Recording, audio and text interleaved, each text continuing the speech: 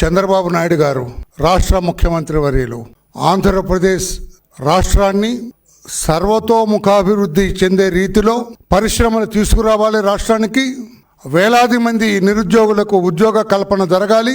అన్ని రకాలుగా రాష్ట్రం అభివృద్ధి చెందాలని ఒక లక్ష్యంతో దావోస్కు వెళ్ళటం, చంద్రబాబు గారితో పాటు ఐటీ శాఖ మంత్రులు నారా లోకేష్ బాబు గారు తదితర బృందం దావోస్ వెళ్ళటం మనందరికీ తెలుసు.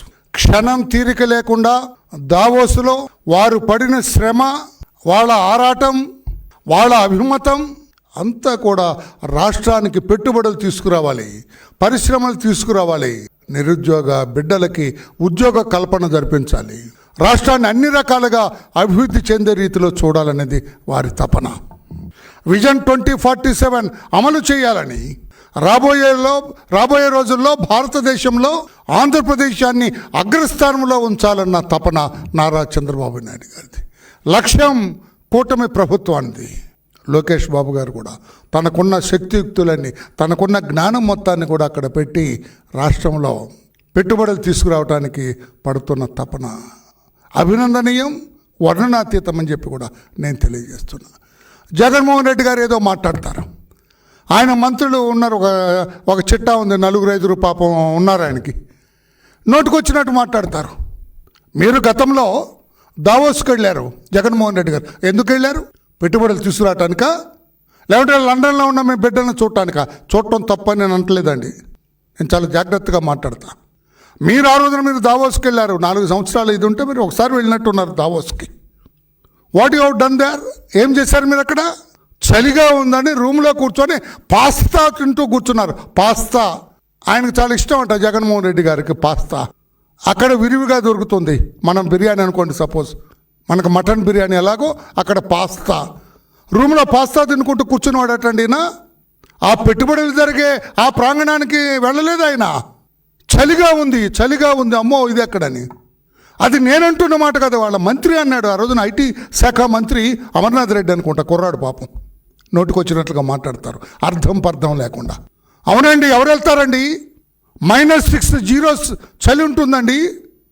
స్నానం చేయటం చాలా ఇబ్బంది అండి. మేము ఇంతవరకు స్నానం చేయలేదండి దావోస్లో 4 రోజులు అన్నాడు. దుంపదేగ దావోస్లో స్నానం చేయలేదట. అతనే అన్నాడు, మంత్రి అన్నాడు, చలిగా ఉంటుందండి, మేము స్నానం చేయలేదు అక్కడ. ఎక్కడ ఏది జగన్ గారు నేను బయటకు రమ్మని ఎక్కడ అడగను, అంత చలి ఉంటే అన్నాడు ఆయన. అంటే దిస్ షోస్ మీకు ఎంత ఇంట్రెస్ట్ ఉంది రాష్ట్ర ప్రజల మీద, రాష్ట్రాన్ని అభివృద్ధి పథంలో నడిపించాలన్న ఆలోచన ఎంతటిది మీది అని చెప్పి నేను అడుగుతూ ఉన్నా. ఈ రోజున -6 ఉంది అక్కడ.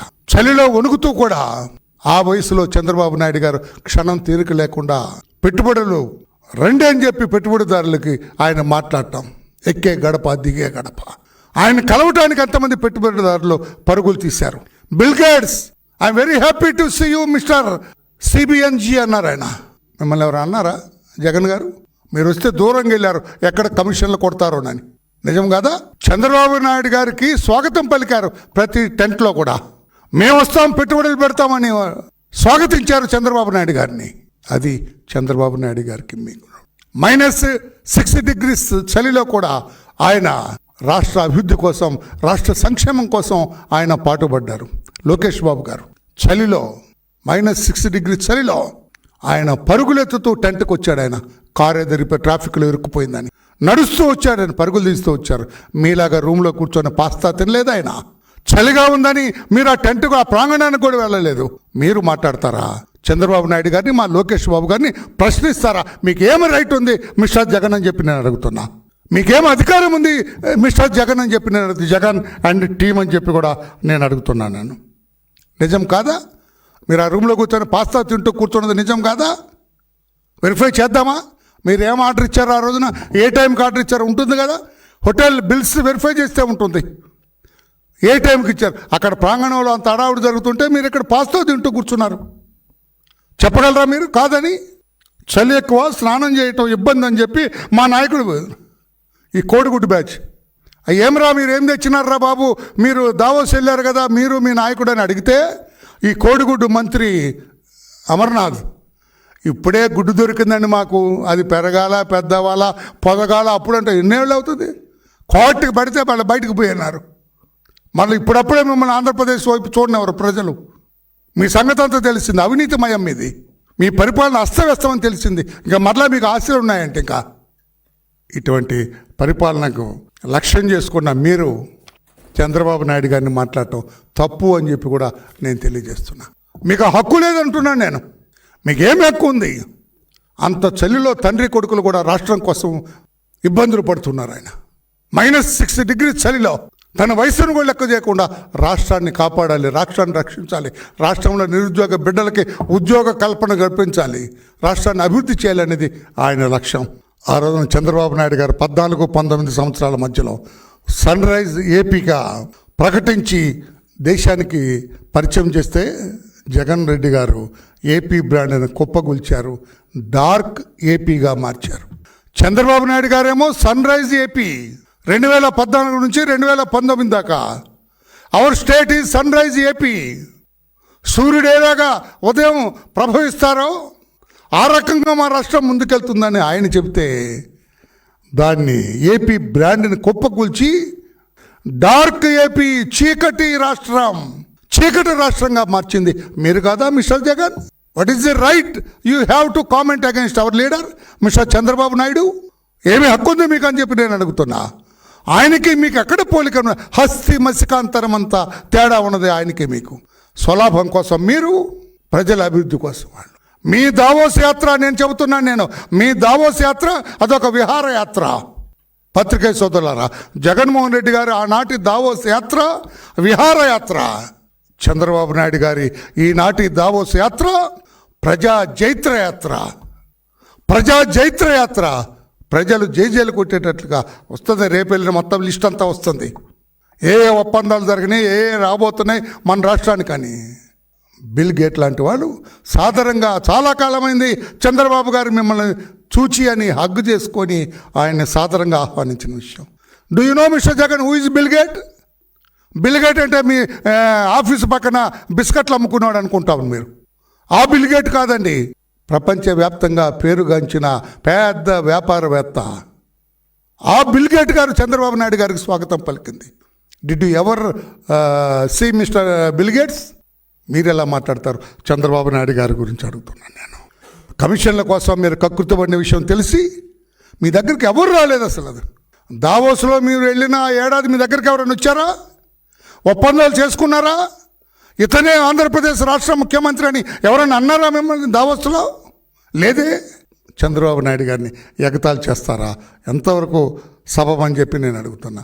ఎక్కడా చంద్రబాబు నాయుడు గారు, ఎక్కడా లోకేష్ బాబు గారిని వెతుకుతూ వచ్చారు పారిశ్రామికవేత్తలు, పెట్టుబడిదారులు. చంద్రబాబు గారు అపాయింట్మెంట్ కావాలని తిరిగారు. మేము పెట్టుబడి పెడతాం ఆంధ్రప్రదేశ్ రాష్ట్రంలో, మీ మీద నమ్మకం ఉంది, మీ మీద విశ్వాసం ఉంది మాకని పరుగులు తీశారు దావోసులో. అర్థం చేసుకోండి మిస్టర్ జగన్ అని చెప్పి కూడా నేను తెలియజేస్తున్నాను. నేను ఖాళీగా ఉన్నాను. నాకు చెప్పాను కదా, రూమ్లో కూర్చున్నాడు ఖాళీగా అండి. ఆయన బయటకు కూడా రాలేదు. ఆ దావోస్ ఎక్కడైతే ఈ దావోస్లో ఇండస్ట్రియలిస్టులంతా ప్రాంగణంలోకి చేరారో అక్కడికి వెళ్ళలేదు ఈయన అసలు. నేను సాక్ష్యాధారాలతో సహా ప్రూవ్ చేస్తా.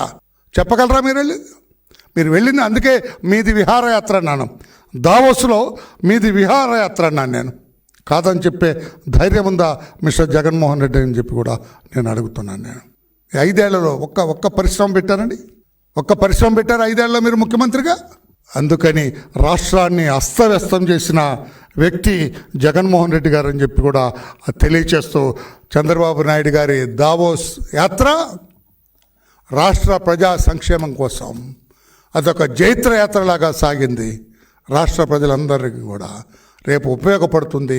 వేలాది మంది నిరుద్యోగులకు ఉద్యోగాలు వస్తాయి. జగన్ ఆనాడు దావోస్ యాత్ర అంతా కూడా ఒక విహారయాత్ర మాత్రమే అని చెప్పి కూడా తెలియజేస్తున్నా. Thank you. ఎందుకు నేను చెబుతున్నా అంటే, వాడు ఇష్టం వచ్చినట్టుగా అనకూడదు కానీ వాగుతున్నారు వాళ్ళు. ఏం లేదు, అక్కడ ఊరికి వెళ్ళారు, తండ్రి కొడుకులు ఊరికి వెళ్ళారు అని చెప్పి మాట్లాడుతున్నారు. కాదు, రాష్ట్ర సంక్షేమం కోసం వెళ్ళారు. అక్కడ రాష్ట్రాన్ని సర్వతోముఖాభివృద్ధి చెందడం కోసం వెళ్ళారు. విజన్ 2047 ఇంప్లిమెంట్ చేయడంలో భాగంగా అక్కడికి వెళ్ళారు. నీలాగా పాస్తా తినటానికో మీ లండన్ వెళ్ళి విహారయాత్ర చేయటానికో కాదు అని చెప్పి కూడా నేను తెలియజేస్తున్నాను. Thank you everybody. Any question on this, you are at liberty to ask me. On the visit of our leader at Davos. చాలా తప్పు సార్, ఇవన్నీ వస్తాయి సార్ బయటకు. వన్ డే ఈ వెయిట్ ఫర్ 24 hours. ఎంఓఏలు కూర్చుంది అప్పుడప్పుడే రావండి, అది దానికి ఒక ప్లాన్ పెడుతుంది, ఇది అవుతుంది.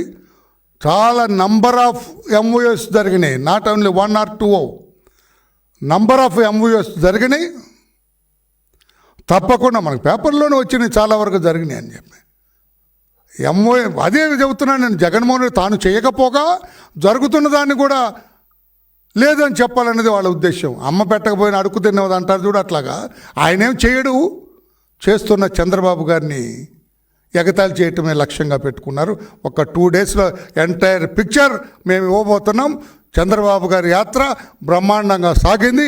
అదొక జైత్ర యాత్రలాగా ముందుకు సాగింది.